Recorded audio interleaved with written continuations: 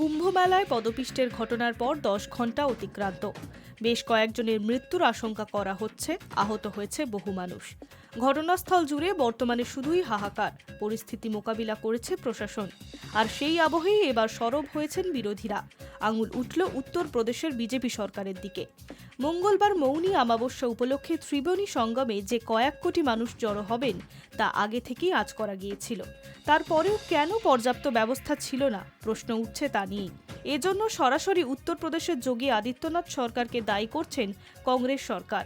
কংগ্রেসের দাবি, প্রস্তুতির বদলে আত্মপ্রচারকে পাখির চোখ করে এগোনোর জেরেই এত বড় দুর্ঘটনা।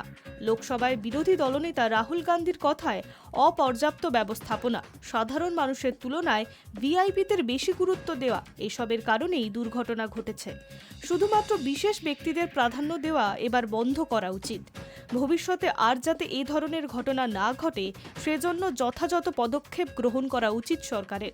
অন্যদিকে পশ্চিমবঙ্গ রাজ্যের গঙ্গাসাগর মেলার উদাহরণ দিয়ে শিক্ষা নেওয়ার কথা বলেছেন মুখ্যমন্ত্রী মমতা বন্দ্যোপাধ্যায়।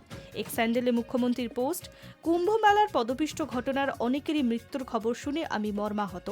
নিহতদের পরিজনদের সমবেদনা জানাই।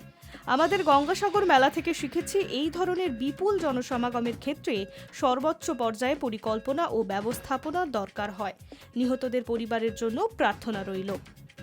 যদিও ঘটনার পরেই উদ্বেগ প্রকাশ করেছেন যোগী আদিত্যনাথ। পরিস্থিতি নিয়ন্ত্রণে আনতে স্থানীয় প্রশাসনকে সব রকমের ব্যবস্থা নেওয়ার নির্দেশ দিয়েছেন তিনি। आदरणीय प्रधानमंत्री जी का प्रातःकाल से ही लगभग 4 बार प्रधानमंत्री जी ने हालचाल लिया है। माननीय गृह मंत्री जी ने, माननीय राष्ट्रीय अध्यक्ष भारतीय जनता पार्टी श्री जेपी नड्डा जी ने, माननीय गृह मंत्री श्री अमित शाह जी ने भी, और प्रदेश की माननीय राज्यपाल श्रीमती आनंदीबेन पटेल जी ने भी लगातार जानकारी लेकर के सभी के कुशल क्षेम और सकुशल स्नान कराने के बारे में निरंतर रिपोर्ट ले रहे हैं। পরিস্থিতি সম্পর্কে জানতে যোগীকে 4 বার ফোন করেন প্রধানমন্ত্রী নরেন্দ্র মোদী।